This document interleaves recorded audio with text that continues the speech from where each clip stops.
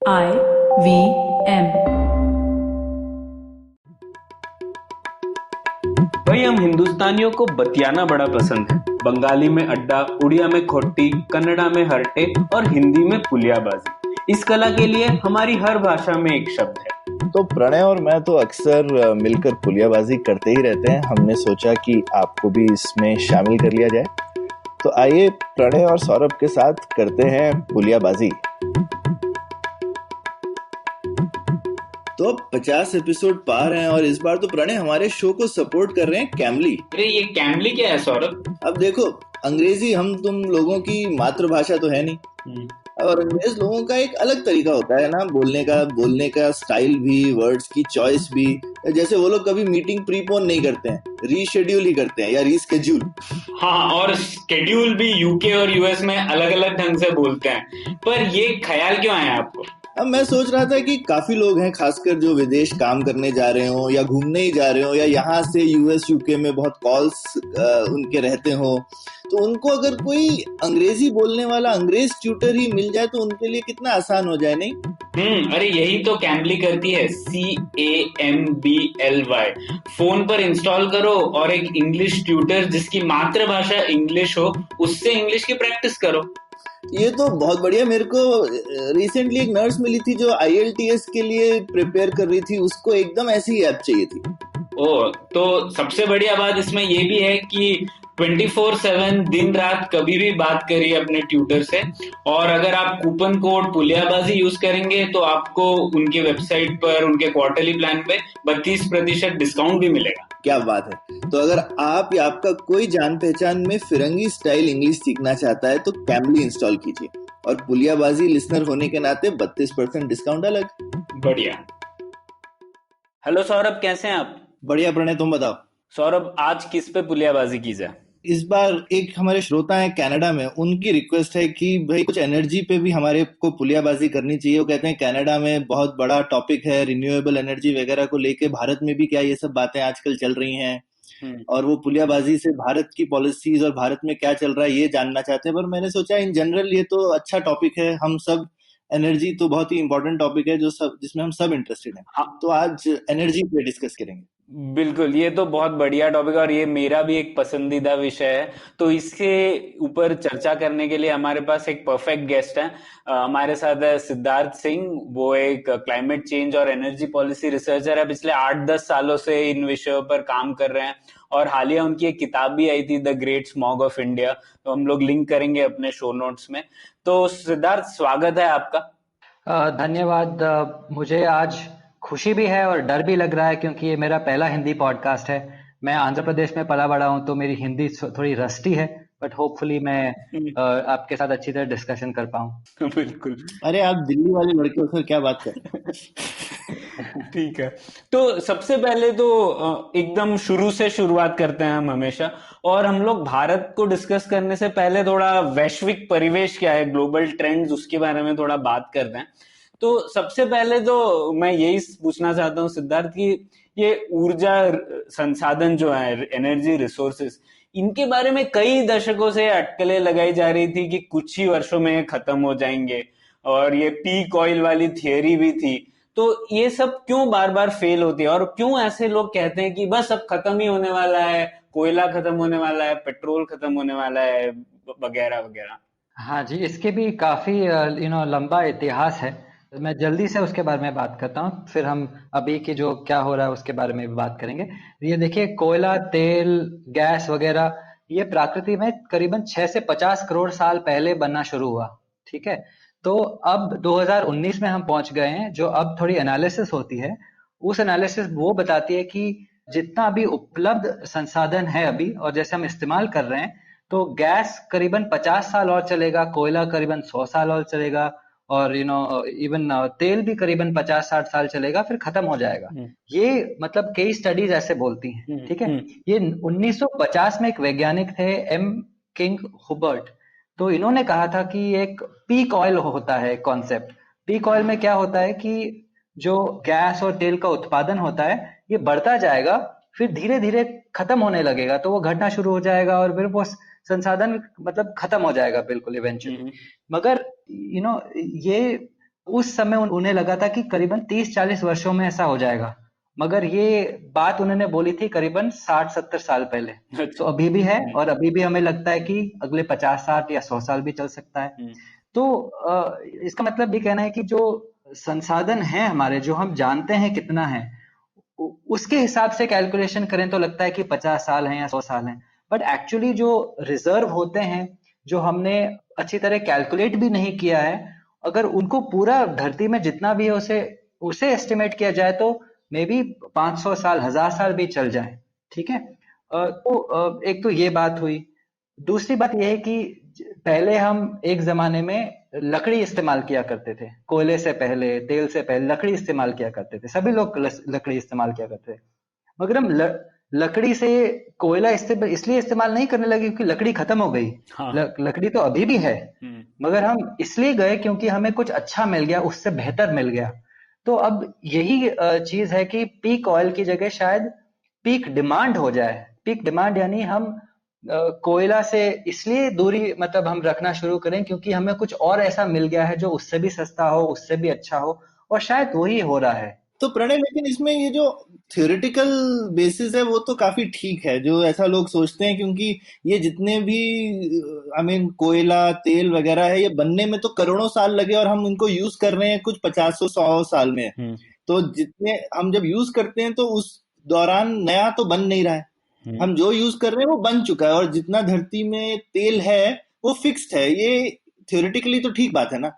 नहीं, पर जैसे और जो सिस्टम है एक्सट्रैक्ट करने के, वो और किफायती होते चले जाते हैं ना, तो जैसे कीमत बढ़ती। वो ठीक है, पर मैं कह रहा हूँ कि अब यहाँ पे ये गलती हो सकती है किसी ने की हुई कि एक्चुअल जो अवेलेबल तेल है शायद वो 50 नहीं 500 साल का हो, जैसा बोला गया है। हम्म। हम्म। लेकिन कुछ तो होगा ऐसा मैक्सिमम, लेकिन हो सकता है कि वो प्रैक्टिकली उसका कोई मायने नहीं है। अब लोग ऐसा सोचते हैं क्योंकि हम लोग 200 साल 250 साल से कोल यूज कर रहे हैं, या 300 साल से, हम्म।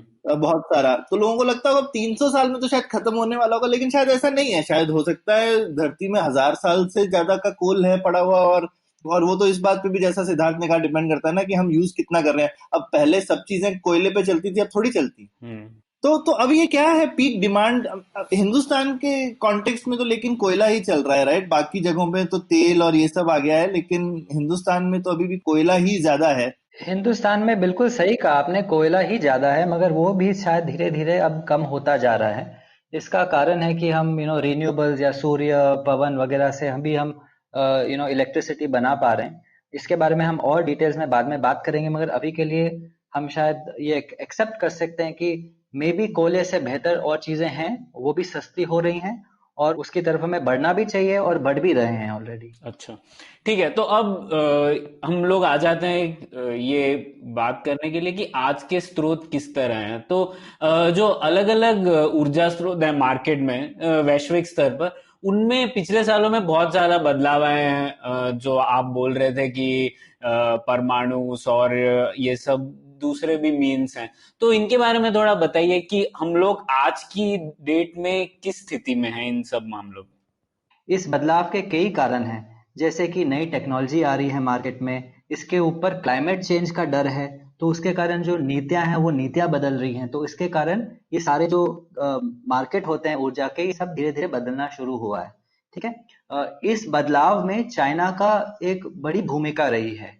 तो चलिए पहले देखते हैं कोयले के मार्केट में क्या चल रहा है आजकल। तो चाइना में, इवन यूरोप में, जो एयर पोल्यूशन या वायु प्रदूषण के कारण जो नीतियां बनी हैं, उस नीतियों के अंदर कोयले से दूरी रखी जा रही है। तो उसके कारण कोयले का इस्तेमाल पिछले 5 सालों में बहुत कम हो गया है चीन में। ठीक है। दूसरी बात, चाइना के अलावा कई और देश हैं जो कोयला इस्तेमाल कम करने लगे हैं, वो क्लाइमेट चेंज के कारण। मतलब एक तो होता है लोकल जो वायु प्रदूषण, एक होता है ग्लोबल क्लाइमेट चेंज, मतलब पूरी दुनिया में जो टेम्परेचर्स बढ़ रहे हैं। हाँ। ठीक है। तो उन दोनों कारणों से ये कम इस्तेमाल किया जा रहा है। इसके अलावा दुनिया के जो बड़े बैंक हैं, ये भी कोयले पे निवेश करने पे रोक लगाना शुरू कर रहे हैं। हम्म। ठीक है। हम्म। इसके कारण प्रदूषण तो कम हुआ ही है, बट साथ ही साथ पूरी दुनिया में कोयले मार्केट पे बहुत प्रभाव पड़ा है। अब दुनिया की सरकारें इस पे सोच रही हैं कि अब आगे जाके कोयले का उत्पादन कैसे कम किया जाए। तो कोयले का शायद पीक डिमांड जो हमने अभी डिस्कस किया था, वो शायद आने वाला है। ये कई एनालिसिस जो करते हैं लोग, उन्होंने एस्टिमेट किया है कि अगले शायद 5, 10, 20 सालों में कोल का पीक डिमांड आ जाएगा। ठीक है, इसके कारण बहुत सारी चेंजेस आएंगी, जैसे कि प्राइसेस गिर सकती हैं, मगर प्राइसेस गिरने के बावजूद लोग इसका इस्तेमाल नहीं करना चाहेंगे। उसके अलावा कितने लोग कोयले के इंडस्ट्री में काम करते हैं, उनको दूसरे इंडस्ट्रीज में रीट्रेन करना पड़ेगा। तो ऐसे बहुत सारे कोयले के मार्केट में चेंजेस आ सकते हैं। ठीक है, अब इस कोयले के ऊपर जो वार हुआ है, इसका लाभ प्राकृतिक गैस यानी नेचुरल गैस पे भी हुआ है। ठीक है, स्पेशली चीन हुआ, यूरोप हुआ, अमेरिका हुआ, यहाँ पे गैस मार्केट का बहुत बढ़ावा हुआ है। ठीक है, वहाँ गैस की मांग बढ़ गई है क्योंकि बहुत सारी इंडस्ट्रीज हैं, पावर प्लांट्स हैं, वो अब कोयले की जगह गैस के ऊपर चलना चाहती हैं। ठीक है, साथ ही साथ गैस के उत्पादन में भी बहुत निवेश हुआ है। ठीक है, निवेश बढ़ता गया है, शेल गैस हो या अदर टाइप ऑफ गैस हो, उसके कारण मार्केट में भी बहुत अब अवेलेबिलिटी हो गई है। ठीक है, साथ ही साथ एलएनजी यानी लिक्विफाइड नेचुरल गैस जो शिप्स में आता है, वो भी बढ़ना शुरू हुआ है। उसके कारण क्या होता है, अब आपके देश में नेचुरल गैस ना भी हो तो भी आप शिप से उसे मंगा सकते हैं। अब ये काफी महंगा है, बट ऐसा बताया जा रहा है कि शायद अगले 5-10 सालों में इसके भी दाम कम हो, तो पूरे दुनिया में कोयले से नेचुरल गैस की तरफ जाया जा सकता है। ठीक है, तो बात दूसरी जो गैस है कंपैरेटिवली, बेसिकली उसके लिए आपको पाइपलाइन बिछानी पड़ती है। जी बिल्कुल सही कहा आपने। पाइपलाइन, जैसे हिंदुस्तान में ऑलरेडी 6000 किलोमीटर से ऊपर की पाइपलाइन है, और 6000 किलोमीटर का मतलब निवेश करने की सरकार कोशिश कर रही है। तो इससे हर घर, हर गांव, हर शहर में अगर नेचुरल गैस की पाइपलाइन आ जाए, तो हम शायद हमारा जो खाना बनता है, इंडस्ट्रियां चलती हैं, गाड़ियां चलती है, वो नेचुरल गैस से शायद चले। और ये एक्चुअली जो डीजल हुआ, केरोसिन हुआ, उससे बहुत ज्यादा बेहतर है। वायु प्रदूषण बहुत कम होता है इससे, और इसके अलावा क्लाइमेट चेंज पे भी कम इम्पैक्ट होता है। तो शायद पाइपलाइन से बहुत। ये सब अभी हमारी जो कृष्णा गोदावरी बेसिन से निकलती है गैस। हाँ जी, कृष्णा गोदावरी बेसिन से जो निकलती है वो तो काफी कम हो गई है। उसके भी कई कारण हैं, बट उससे एक्चुअली बहुत निवेश हुआ था 5-10 साल पहले। अब वो इतना निवेश हो गया कि इतनी सारी पावर प्लांट वगैरह बन गई नेचुरल गैस पे जो चलने वाली, अब वो सब ठप पड़ी हैं। उनमें मुश्किल से 10%, 20% यूटिलाइजेशन होती है उसकी।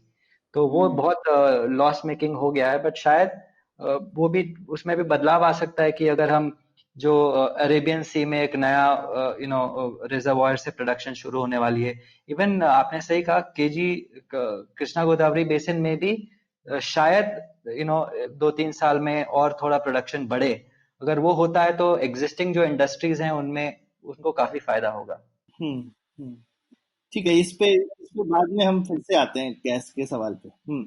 जी जी। तो जैसे आपने हम गैस, ये मार्केट्स के बारे में बात कर रहे थे, सबसे ज्यादा बढ़ावा मिला है तो सूर्य और पवन ऊर्जा को। ठीक है, चाइना, यूरोप, इवन अमेरिका में पिछले 10 साल में इन पे बहुत निवेश हुआ है। ठीक है, इसके कारण सूर्य और पवन ऊर्जा का इंफ्रास्ट्रक्चर के दाम गिर गए हैं।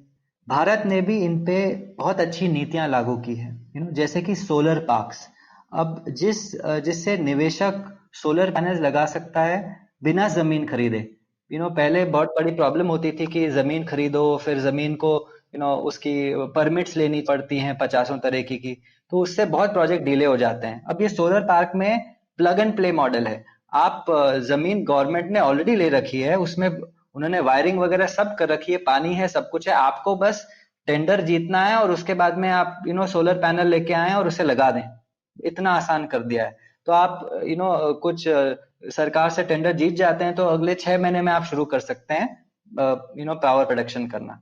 ठीक है, तो ये सोलर पार्क की नीति आई है। ऐसे बहुत सारी नीतियां लेके आई है सरकार, जिससे जो भारत की अपनी सूर्य ऊर्जा का लक्ष्य था 20 गीगावाट का बाय 2022, तो वो अब 100 गीगावाट का टारगेट हो गया है। तो वो टारगेट भी इसलिए बढ़ा क्योंकि गवर्नमेंट को लगा कि इसमें ये ऐसी टेक्नोलॉजी है जिसके दाम भी घट रहे हैं, और ये ऐसे नीतियों से इसका बढ़ावा बहुत किया जा सकता है। ठीक है, अब 2018 में पूरी दुनिया में 100 गीगावाट की नई सोलर कैपेसिटी इंक्रीज कर रहे थे। मतलब 2018 में 100 गीगावाट नया लगाया गया। अब जो इंटरनेशनल एनर्जी एजेंसी है और बहुत सारी अलग दुनिया में एजेंसीज हैं, उन्होंने एस्टिमेट किया है कि हर साल 100 से 150 गीगावाट कैपेसिटी बढ़ती जाएगी अगले 5-10 सालों में। ठीक है, तो मतलब अभी पूरे दुनिया में जो इलेक्ट्रिसिटी कैपेसिटी है वो करीबन 6000 गीगावाट है। तो अच्छा। अब 6000 गीगावाट में 100 गीगावाट सोलर ही हर साल बढ़ता जाएगा। आप सोचिए कितना हो सकता है सोलर का पोटेंशियल। साथ ही साथ पवन ऊर्जा, दैट विंड एनर्जी, उसमें भी 50 गीगावाट हर साल की कैपेसिटी बढ़ रही है। ठीक है, अच्छा। तो इसलिए हम देखते हैं कि रिन्यूएबल्स जो हैं, सोलर एंड विंड, इसका बहुत मतलब बढ़ावा मिला है पिछले 5-10 सालों में, और ये बहुत आगे जाके बहुत इम्पोर्टेंट ग्रिड का जो मेन स्टे वो बन सकता है। ठीक है, बट इन सब के बीच में जो हमने अभी तक डिस्कस किया, कोयले में चेंज आ रही है, नेचुरल गैस में चेंज आ रहा है, सोलर और विंड में चेंज आ रहा है, बट इन सब के बीच में जो एक पीछे रह गया है वो है न्यूक्लियर, यानी परमाणु, या परमाणु से ऊर्जा जो बनती है, ये पूरा सेक्टर पीछे रह गया है। ठीक है, इसके 2-3 कारण हैं। पहले कि अभी भी लोगों को परमाणु दुर्घटनाओं का डर है। ठीक है, इसके बारे में अलग से भी बात कर सकते हैं, बस सच है कि सरकारों का इसका बहुत डर है, और स्पेशली जापान और जर्मनी जैसे देशों में इसके बारे में बहुत चर्चा होती है। ठीक है, दूसरी बात यह है कि परमाणु ऊर्जा का इंफ्रास्ट्रक्चर बहुत महंगा है। ठीक है, जो इनिशियल जो लगाते हैं वो उस समय बहुत पैसे लग जाते हैं। ठीक है, और दूसरी बात है कि इसको बनाने में बहुत समय लगता है। ठीक है, आपको कैपिटल कॉस्ट देखें या जो इंफ्रास्ट्रक्चर के कॉस्ट होते हैं, न्यूक्लियर में होता है $6000 पर किलोवाट जो सेटअप होता है। ठीक है, इसकी तुलना में अगर देखा जाए तो सोलर एनर्जी का होता है $1200, जो उसमें 6000 था, इसमें 1200। तो उसमें 5 गुना है मतलब। हाँ जी, 5 गुना है। विंड का है करीबन 1600, कोयले का है करीबन 3500, हाइड्रो पावर का है 2700, बैटरी स्टोरेज का है 2000। तो आप सोच सकते हैं कि न्यूक्लियर का जो इनिशियल कॉस्ट होता है, इंफ्रास्ट्रक्चर कॉस्ट, वो बहुत हाई होता है। सेकेंडली, जैसे हमने अभी डिस्कस किया था, इंडिया में जो सोलर पार्क है जिससे आप बस 6 महीने में अपना सोलर प्लांट लगा सकते हैं, ऑन दी अदर हैंड ये जो न्यूक्लियर है उसमें 10 साल लग जाते हैं, 15 साल लग जाते हैं। तो क्योंकि उसमें बहुत ऑडिट करनी पड़ती है, बहुत सिक्योरिटी के इश्यूज आते हैं, तो वो सब सिक्योर करने में, इंफ्रास्ट्रक्चर बनाने में बहुत टाइम लग जाता है। ठीक है, तो इन कारणों से ये जो न्यूक्लियर एनर्जी है ये बहुत पीछे रह गई है। बट नॉनदलेस हमें एक बात याद रखनी चाहिए कि ये जो न्यूक्लियर एनर्जी है, ये अगर पूरे लाइफ टाइम कॉस्ट को देखा जाए तो ये उतनी ज्यादा महंगी नहीं है। ठीक है, जैसे life time cost for nuclear energy होता है करीबन $100 पर मेगावाट आवर। ठीक है, कोयले का भी डॉलर पर मेगावाट आवर है, सूर्य का है करीबन 125, पवन का है 80। तो मतलब ये करीबन 100 के आसपास सभी एनर्जी सोर्सेज हैं। तो ऐसा नहीं है कि न्यूक्लियर लाइफ टाइम में बहुत महंगा पड़ेगा ये, बट उस समय जब लगाते हैं उस समय महंगा पड़ जाता है। तो इसके कारण ये न्यूक्लियर एक ऐसी चीज है जो पीछे रह गई है। लेकिन और न्यूक्लियर शायद इन सब में, लेकिन सबसे कहना चाहिए क्लीन, मतलब क्लाइमेट चेंज के पर्सपेक्टिव से अगर देखा जाए तो सबसे क्लीन एनर्जी है शायद। जी बिल्कुल, स्पेशली क्योंकि इसकी जो वॉल्यूम ऑफ एनर्जी चाहिए होती है, जो इलेक्ट्रिसिटी जिस वॉल्यूम में चाहिए होती है, वो न्यूक्लियर ही प्रोवाइड कर सकता है। हाँ, सोलर और विंड का भी बहुत बड़ा रोल है। वो जितना हम मतलब उसका मैक्सिमम उसका यूटिलाइज कर सके हमें करना चाहिए, बट उसके बावजूद भी न्यूक्लियर का रोल रहेगा। अभी वो उसके बारे में थोड़ी देर में डिस्कस करेंगे। बट जो मेन इश्यू है, जो फ्लक्चुएशन होता है सोलर और विंड का, ये न्यूक्लियर बहुत अच्छी तरह से उसे कॉम्प्लीमेंट कर सकता है। और एक और चीज थी सिद्धार्थ, हालिया एक हम लोगों ने, जो आपने भी कहा कि शेल गैस, इसका बहुत बड़ी चर्चा में था और अमेरिका में भी काफी कुछ हो रहा था। पर इस शेल गैस और ये फ्रैकिंग की कहानी थोड़ी फीकी सी नहीं रही है पिछले कुछ सालों में? क्यों ऐसा, क्यों क्यों यूएस ने रिप्लेस नहीं कर लिया मिडिल ईस्ट के ऑयल को शेल गैस की वजह से? जी, इससे पहले हम एक बार थोड़ा समझ लेते हैं ये शेल होता क्या है। ठीक है, तो एक जमाने में जो तेल प्रोडक्शन बस कन्वेंशनल तरीकों से होता था। आप अगर इसके बारे में थोड़ा सोचें तो ऐसा है कि एक नारियल है, नारियल का पानी निकालना है तो हमने स्ट्रॉ डाल दिया और उसे खींचने लगे। ठीक है, वैसे तेल बनता था एक, वो अभी भी वैसे ही बनता है। मगर इसके अलावा पिछले 10-15-20 सालों से शेल का रेवोल्यूशन आया है।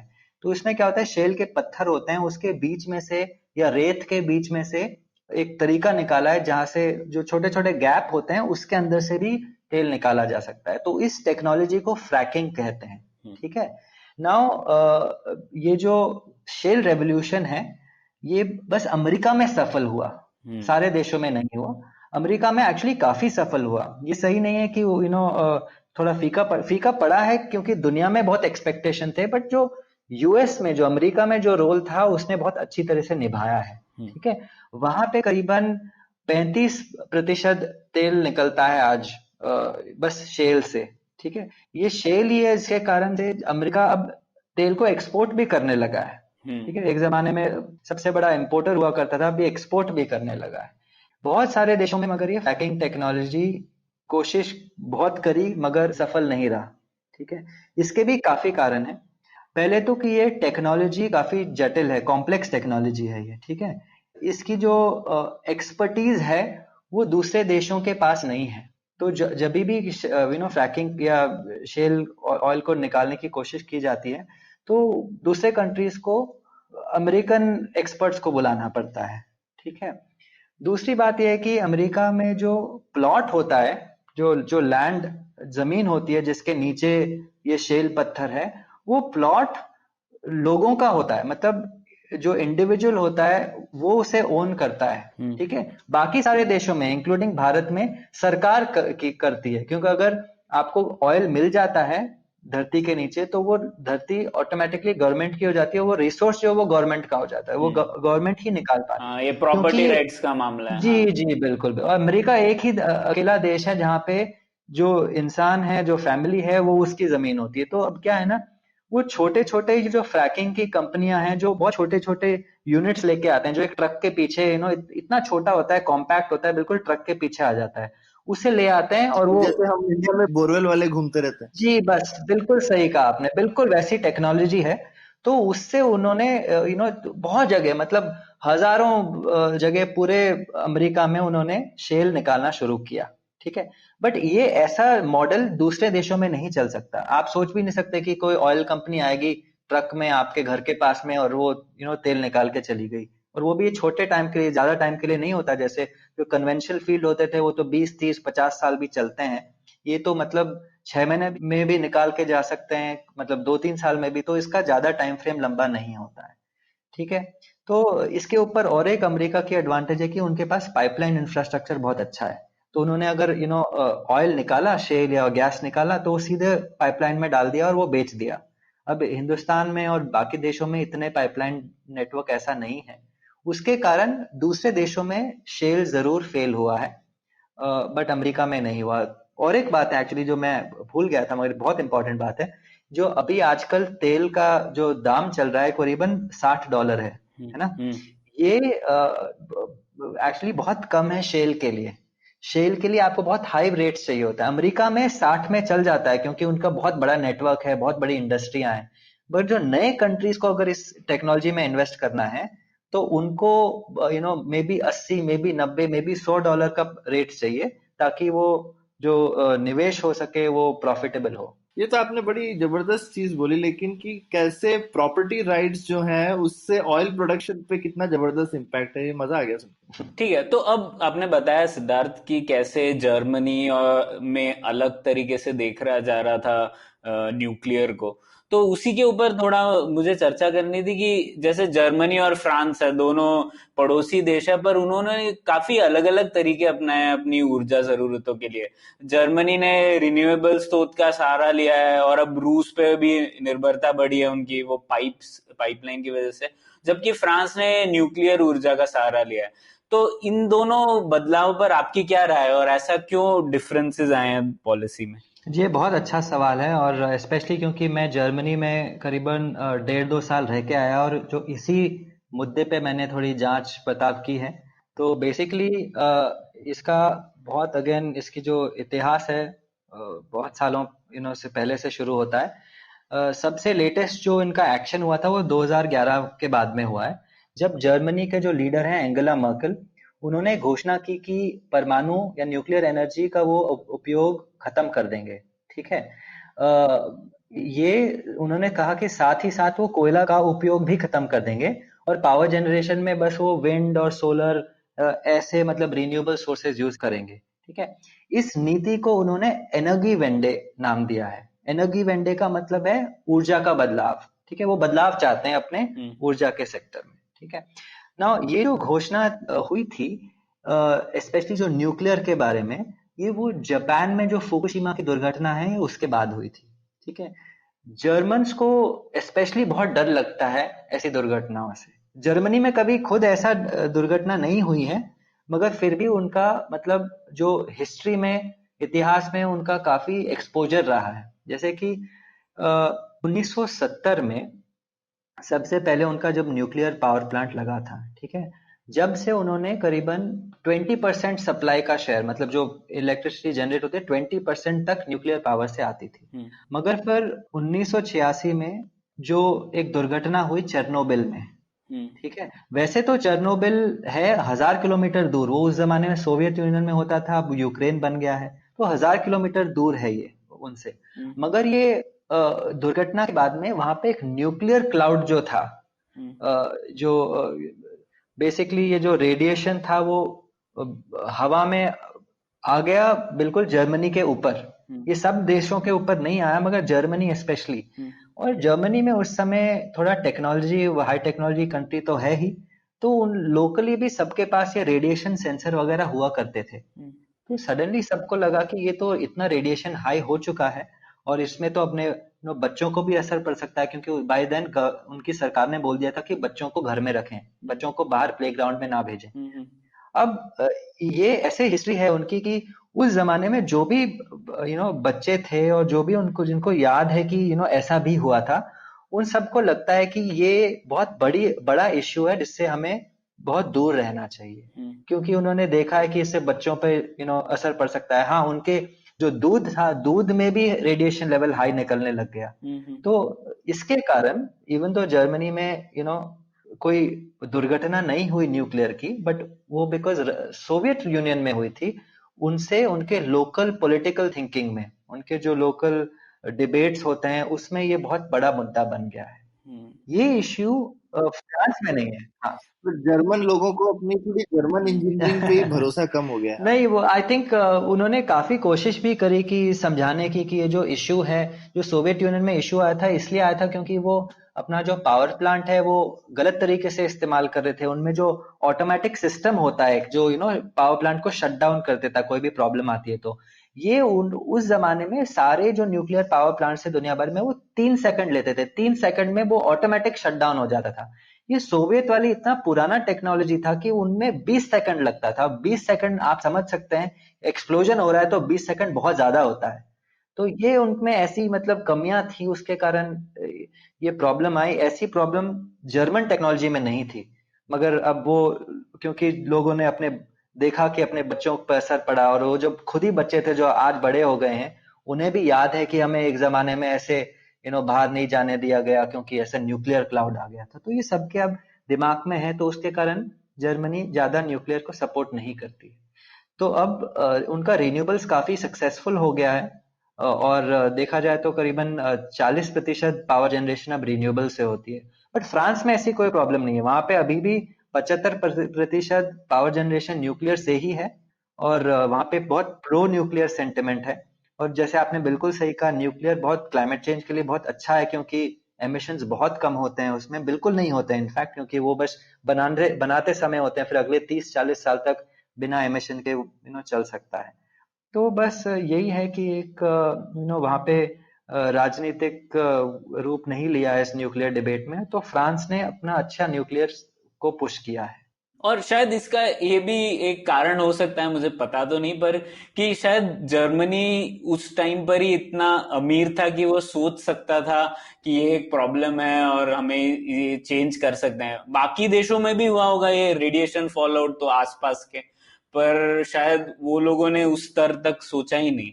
जी बिल्कुल, जर्मनी में मतलब काफी उनके पास इंस्ट्रूमेंट्स थे, काफी नॉलेज थी, बहुत इंजीनियर्स प्रोड्यूस कर रहे थे, तो वहां पे लोग थोड़ा साइंटिफिक माइंडेड थे, वैज्ञानिक थे, तो वो समझ गए थे कि ये प्रॉब्लम हो सकती है। बट ये बाकी जो आसपास के गरीब देश थे सोवियत यूनियन के आसपास, उनका इतना एक्सपोजर नहीं रहा, मतलब इन बातों पे। तो ठीक है, पर बड़ी साइंटिफिक तरीके से थोड़ा एक अनसाइंटिफिक सा निर्णय ले लिया उन्होंने, है ना? हाँ जी बिल्कुल।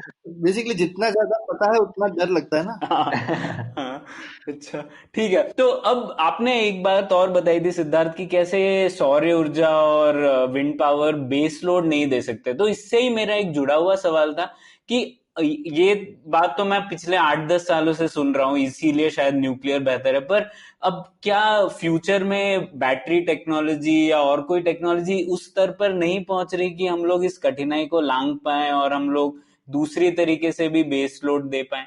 जी, पहले बात तो ये है कि आजकल लोगों की समझ जो है बेस लोड के बारे हम्म, में, ये थोड़ी शायद बदलना शुरू हुआ है। हम्म, ठीक है। हम्म, तो ये जो पहले हमें लगता था कि जो बेस लोड होता है, कोल देता है, न्यूक्लियर देता है, ये जो स्पेशली एनर्जी सेक्टर में जो भी एक्सपर्ट है उनकी थोड़ी सोच बदलना मतलब शुरू हुआ है। हम्म, ठीक है। एक तो क्लाइमेट चेंज और ये प्रदूषण के कारण जो एनर्जी सिक्योरिटी का आइडिया है कि हमें इंपोर्ट कम करना चाहिए, इन सब के कारण सोलर और विंड का बहुत बढ़ावा मिला है। हम्म, ठीक है। अब जो मानना ये है कि जो बेस लोड है ये सोलर और विंड जैसे और सारे रिन्यूएबल्स, इसको बेस लोड मतलब बोलना चाहिए। मतलब ये ऐसी चीज है जो जितना भी हमें मिल सके हम उसे इस्तेमाल करेंगे। हम्म, ठीक है। हम्म, तो इसका मतलब अब ये है कि इसके ऊपर अब जो भी और ऊर्जा है उसे फ्लक्चुएट करना चाहिए, उसको उतार चढ़ाव करना चाहिए, ताकि ये जो बेस लोड है रिन्यूएबल्स का, इसको बैलेंस कर सके। हम्म, ठीक हम्म, है। हम्म, तो इसका मतलब ये है कि अब नहीं, लेकिन ये कैसे होगा सिद्धार्थ? जैसे समझ में आती है बेस लोड वाली चीज इसलिए भी क्योंकि जैसे सोलर एनर्जी है वो तो सिर्फ दिन के 8-10 घंटे ही बनेगी, रात को तो नहीं जी बनेगी। बिल्कुल सही कहा आपने। पॉइंट ये है कि जो जितना भी सोलर आता है, हमें उसको इस्तेमाल करना चाहिए। अगर फॉर एग्जांपल हम लेते हैं कि जो हमें कंसिस्टेंट डिमांड है पूरे दिन की, एवरेज डिमांड हमें 100 यूनिट की है। ठीक। ठीक है। मगर जो सोलर है दिन में 2 बजे पीक करेगा और मे बी 40 या 50 यूनिट आपको प्रोवाइड कर सकता है 2 बजे। ठीक है। उसके बाद में सूर्यास्त हो जाएगा और वो खत्म हो जाएगा। ठीक है। पॉइंट ये है कि हमें जितना भी सोलर आता है हमें इस्तेमाल करना चाहिए। इसका मतलब ये हुआ कि जब 2 बजे 50 यूनिट सोलर से आएगा, तो हम जो भी बाकी का है, कोयला हुआ, न्यूक्लियर हुआ, उसे कम हो जाना चाहिए। ठीक। ठीक है। अगर वो कम हो जाएगा तो वो ग्रिड बैलेंसिंग का काम वो कर रहा होगा, ना कि सोलर और विंड। यानी ये जो इस आजकल ये जो ऊर्जा के क्षेत्र में इस कॉन्सेप्ट को फ्लेक्सिबल पावर इंटीग्रेशन बोलते हैं। ठीक। ठीक है। ठीक। इसका मतलब है कि अब कोयला हुआ, न्यूक्लियर हुआ, गैस हुआ, इन पावर प्लांट्स को समर्थन करना पड़ेगा रिन्यूएबल्स का। ठीक है। ठीक, नहीं ये दिन में तो समझ में आता है, लेकिन जैसे तो फिर लेकिन रात को तो आपको या तो ये है कि अगर आपको पूरे दिन में 100 यूनिट चाहिए, हो सकता है दिन में आपको 100-200 यूनिट मिल रहे हो सिर्फ सोलर से, लेकिन वो 200 यूनिट आप यूज तो कर नहीं सकते उस टाइम पे, तो बाकी या तो आप 100 यूनिट स्टोर करके रख लीजिए कि रात को भी आप यूज कर लेंगे, तो उसके लिए बैटरी चाहिए। जी बिल्कुल सही। ये जो आपने जो बोला ये बिल्कुल सही है, मगर ये अभी तक ऐसा मतलब सिचुएशन आया नहीं है, क्योंकि अभी तक जो भी सोलर और विंड है वो जितना मैक्सिमम डिमांड है उससे थोड़ा कम है। अच्छा। मगर ये जो प्रॉब्लम है ये आना शुरू होगा अब, क्योंकि अब हमने सोलर और विंड इतना बढ़ावा दिया है कि अब उसका जो परसेंटेज है इतना बढ़ रहा है कि शायद अगले थोड़े सालों में ऐसा सिचुएशन हो, दिन में जैसे आपने कहा 2 बजे हमें जरूरत से ज्यादा एनर्जी मिल रही है, तो उस ऊर्जा को हमें लेटर कभी रात के समय में इस्तेमाल करना पड़ेगा। तो उस समय एनर्जी स्टोरेज यानी ऊर्जा का भंडार कह सकते हैं शायद हिंदी में, इसके पता नहीं हिंदी का शब्द क्या है, बट जो एनर्जी स्टोरेज है उसका रोल उस समय पे आएगा। जैसे ये बैटरी है, बैटरी भी एक किस्म का भंडार है, बैटरी भी एक किस्म का एनर्जी स्टोरेज है, बट बैटरी अकेला नहीं है। ठीक है। बैटरी के अलावा जैसे हिंदुस्तान में ऑलरेडी पंप स्टोरेज यूज किया जाता है। पंप स्टोरेज क्या होता है? जैसे जब सूर्य और पवन की ऊर्जा जरूरत से ज्यादा हो तब हम पानी को ऊंचाई पे ले जाते हैं। ठीक है। फिर रात में वही पानी के बहने से बिजली वापस पैदा कर देते हैं, ठीक। तो इसे पंप स्टोरेज बोलते हैं। ठीक है। तो ऐसे ही करीबन 15-20 टेक्नोलॉजी हैं जो एनर्जी स्टोरेज के नेतृत्व में आते हैं। ये बैटरी भी एक किस्म का एनर्जी स्टोरेज का टेक्नोलॉजी है, बट अभी 2019 में ये बैटरी स्टोरेज बहुत महंगी है। ठीक है। तो और इसका बैटरी और भी अलग इसके यूज होते हैं, जैसे इलेक्ट्रिक कार में जा सकता है और ये फोन्स में भी जाते हैं। तो शायद बैटरी स्टोरेज ग्रिड लेवल पे ना इस्तेमाल हो, मे बी घर पे रख सकते हैं, थोड़ा बहुत पावर कट चले जाए उसके लिए। बट जो ग्रिड लेवल पे जो एनर्जी स्टोरेज चाहिए, उसके लिए हमें नए उपाय सोचने पड़ेंगे। जैसे ये पंप स्टोरेज हुआ, वैसे ही और टेक्नोलॉजीज हैं, उनके बारे में थोड़ा सोचना पड़ेगा। ठीक है।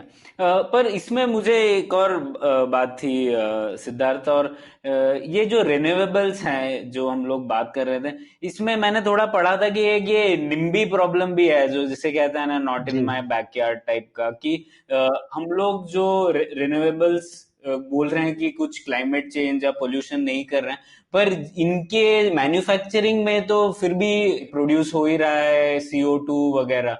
तो ये इस पे रिसर्च क्या कहती है आज?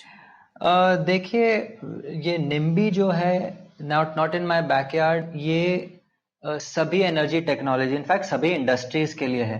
हम्म। देखा जाए तो कौन चाहेगा कि अपने अपने ही घर के पास में कोई पोल्यूटिंग इंडस्ट्री हो, या इवन रिन्यूएबल्स में भी प्रॉब्लम आती है, क्योंकि इतना बड़ा होता है, उसमें कभी कभी पक्षियां मर जाती हैं, जैसे पवन चक्की से, या सोलर से भी प्रॉब्लम आती है, क्योंकि वो बहुत लैंड ले लेता है, और हम्म। लोगों को नहीं अच्छा लगता कि ऐसी जगह पे रहें। हम्म। तो ये निम्बी की प्रॉब्लम तो है, मगर हम ये निम्बी की प्रॉब्लम में काफी बार हम भूल जाते हैं कि इतनी निम्बी की प्रॉब्लम होती है कोयले में या तेल में, जब तो मतलब पूरा जो रीजन होता है वही उसके सॉइल में जो पानी होता है, पानी में भी मिनरल्स आ जाते हैं जो हमें हानिकारक होते हैं। हम्म।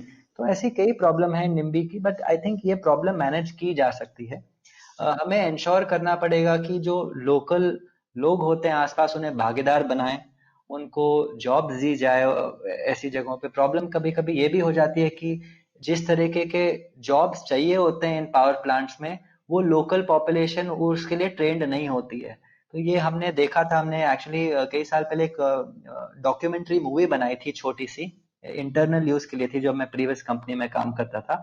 तो वहां पे हमने देखा कि राजस्थान में जो भी ये पावर के सिस्टम है, एक तो हुआ हम सोलर का एक वो था, एक न्यूक्लियर पावर प्लांट है राजस्थान में, एक रेगुलर थर्मल पावर प्लांट है। तो उसके आसपास जाके हमने लोगों से पूछा। एक तो लोगों का सबसे बड़ा ये कंप्लेन था कि इन्होंने यहाँ पे प्लांट बना लिया, बट इसमें जो भी पावर जो जनरेट होता है वो सीधा शहर चले जाती है, वो सीधा जयपुर चली जाती है। तो हम जो आसपास रहते हैं हमें तो मिला ही नहीं है। ठीक है, सेकेंडली वो बोलते हैं ना हमें जॉब मिला, हमें तो 5 लोगों को ले लिया वहां पे, सिक्योरिटी गार्ड का जॉब दे दिया, बट हमें तो अंदर भी काम करना है, बट वो अंदर काम नहीं करने देते क्योंकि वो इलेक्ट्रिकल इंजीनियर नहीं है। तो ऐसी प्रॉब्लम्स है, मगर आई थिंक ये प्रॉब्लम सब सॉल्व की जा सकती हैं। दुनिया में बहुत अच्छे एग्जाम्पल्स भी हैं, जैसे जर्मनी में ये जो म्युनिसिपल कॉरपोरेशन होते हैं या विलेज जो पंचायत टाइप होता है, उन्हें भी भागीदार बनाया जाता है, उन्हें भी शेयर दिए जाते हैं ताकि वो भी थोड़े प्रॉफिट कर सकें इससे। नहीं, सिद्धार्थ, मेरा पॉइंट थोड़ा अलग था। मेरा समझना ऐसा था कि कुछ लोग कह रहे हैं कि रिन्यूएबल से आप जिस जगह पर एनर्जी प्रोड्यूस कर रहे हैं उसमें तो शायद आप पोल्यूशन नहीं करेंगे, पर इसका मतलब ये नहीं है कि पूरी सप्लाई चेन में पोल्यूशन कम हो गया है, क्योंकि आप सोलर पैनल्स बना रहे हैं, सोलर पैनल्स बनाने के लिए भी आपको एनर्जी यूज करनी पड़ेगी। तो वो उस चीज का इकोनॉमिक्स क्या कहता है कि सच में रिन्यूएबल्स यूज करने से पूरे विश्व में कम होंगे क्या CO2 लेवल्स? जी बिल्कुल, एक्चुअली इसमें भी लाइफ साइकिल एमिशंस देखा जाता है। लाइफ साइकिल एमिशंस सारे जो एनर्जी सोर्सेज हैं उन सब का देखा जाता है।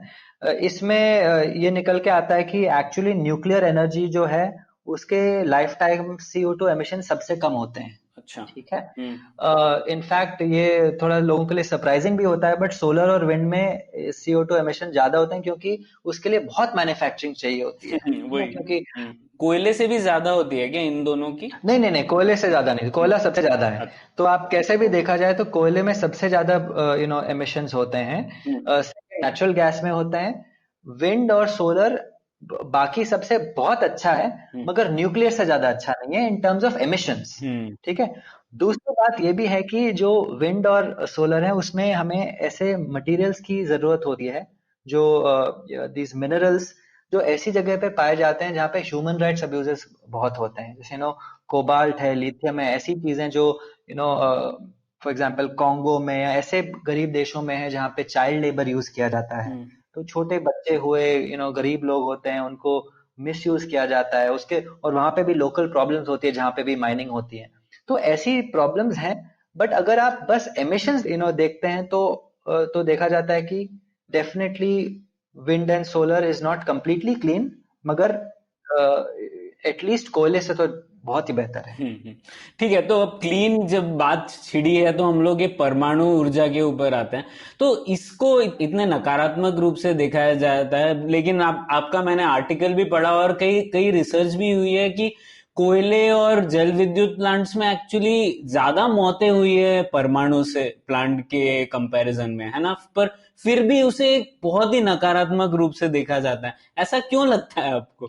जी, बिल्कुल सही कहा आपने। इसके बारे में थोड़े हम नंबर्स भी डिस्कस कर लेते हैं, ठीक है? हम्म तो जैसे हमने पहले अभी ये फुकुशिमा में जो 2011 में हुआ उसके बारे में हमने बात छेड़ी थी पहले, जिससे हम्म जर्मनी में भी थोड़ा मतलब, जर्मनी क्या, पूरे बहुत सारे देश हैं जहाँ पे असर पड़ा। जो लोकल राजनीति थी वहाँ पे उन्होंने डिस्कशन चली, और बहुत देशों ने सोचा कि हम ये नए पावर प्लांट्स नहीं बनाएंगे, या इस न्यूक्लियर पावर प्रोग्राम को ही बंद कर देंगे। तो ऐसे कई देशों ने सोचा। मगर आप जानते हैं कि ये इस दुर्घटना जिसने पूरे एनर्जी ऊर्जा के दुनिया को बदल दिया, इस दुर्घटना में कितने लोग मरे? जी आंसर हाँ इज शून्य, जीरो।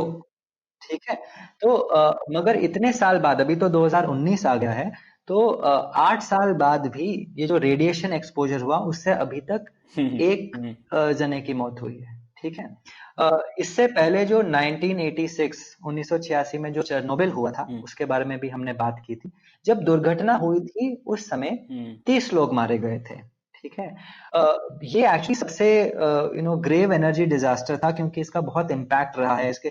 बट इसमें भी ये प्रॉब्लम, जैसे हमने डिस्कस किया था, ये टेक्नोलॉजी जो यूज कर रहे थे वो आजकल ना यूज होती है, ना उस समय भी कोई यूज करता था। बस वो उसी चेरनोबिल एक ही जगह पूरी दुनिया में ऐसी टेक्नोलॉजी यूज की थी जिससे वो इतना अनसेफ हो गया कि एक्सप्लोजन हो गया। ठीक हम्म है। वहां पे भी 30 लोग मरे।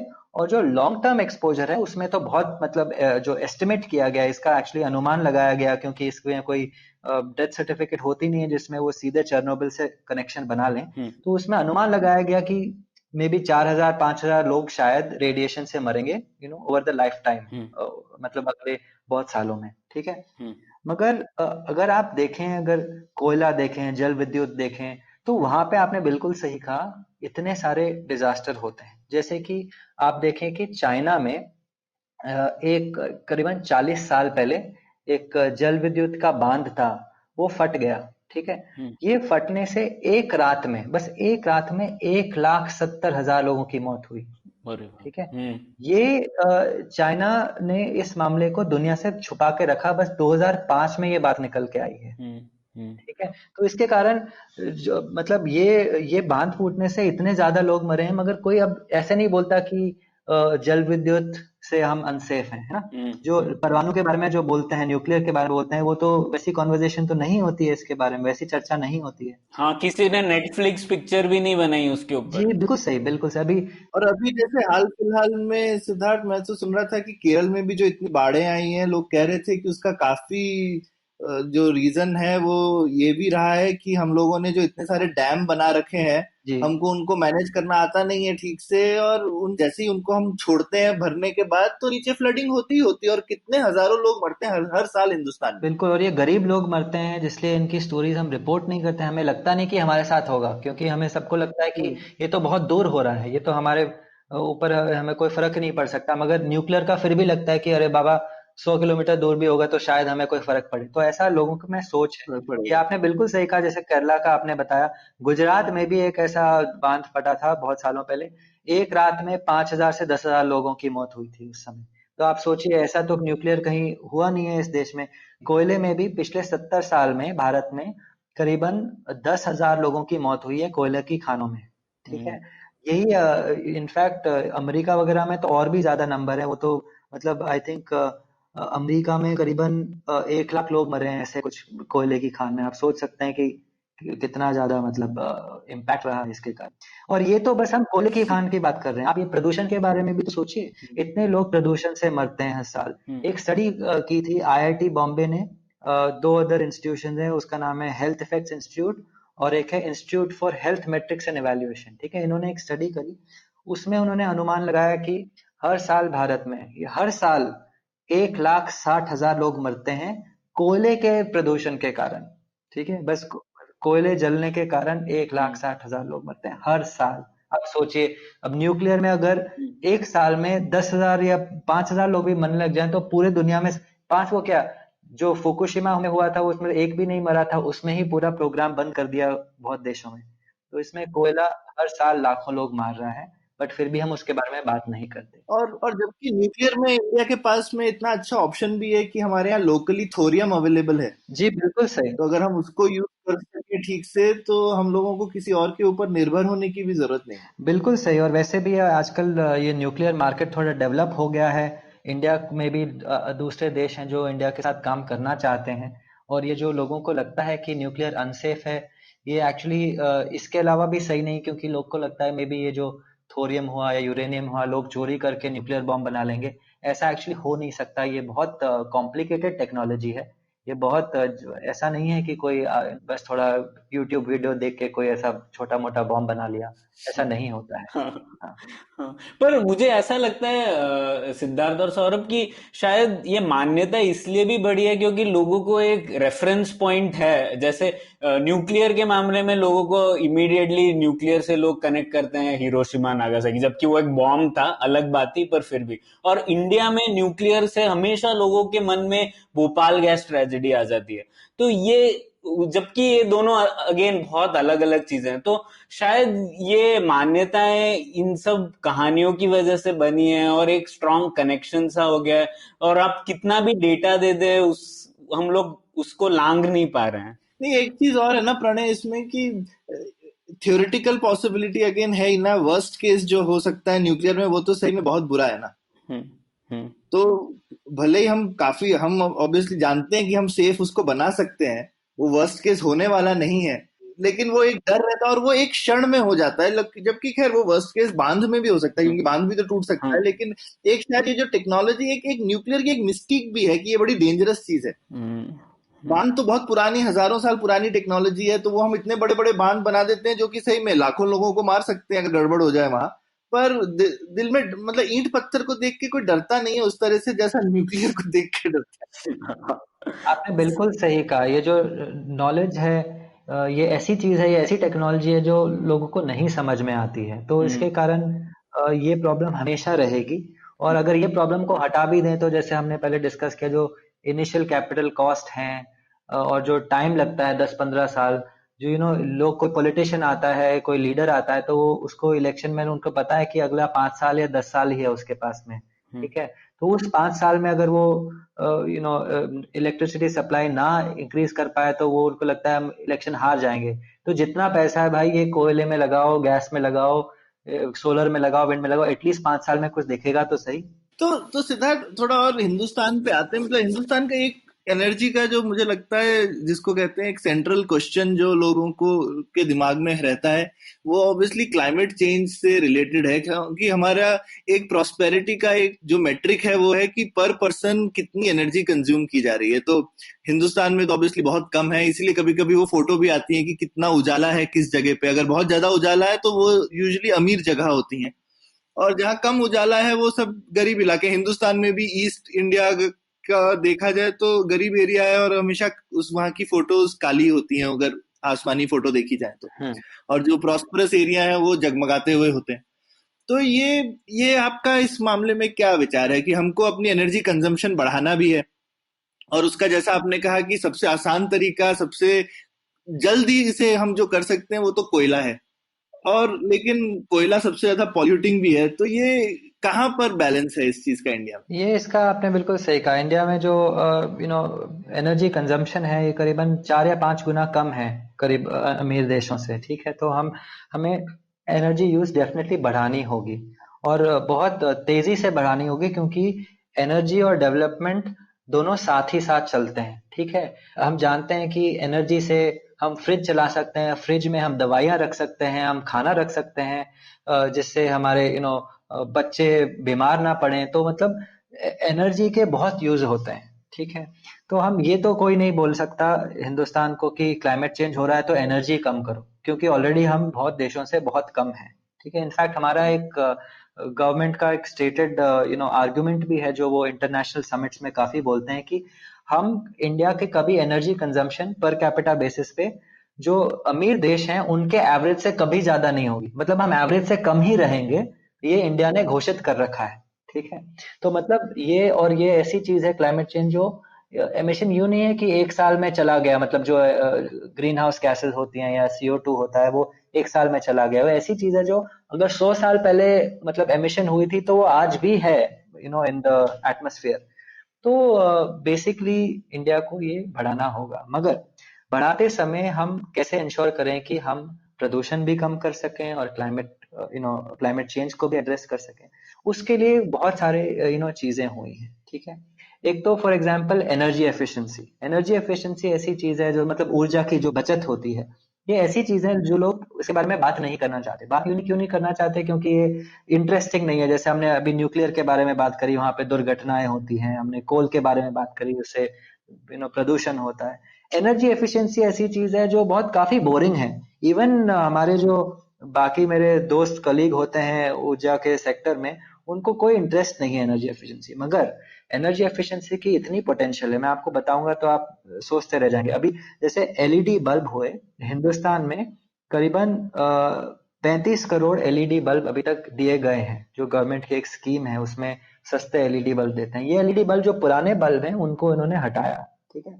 इन LED बल्ब से करीबन 10 गीगावाट की कैपेसिटी की जरूरत कम हुई है। 10 गीगावाट, 10 गीगावाट मतलब अगर एक एवरेज साइज का कोल फायर्ड पावर प्लांट बनाए तो हमने करीबन 90 या 100 कोल फायर्ड पावर प्लांट हमने कम किए हैं, ओनली बिकॉज ऑफ LED।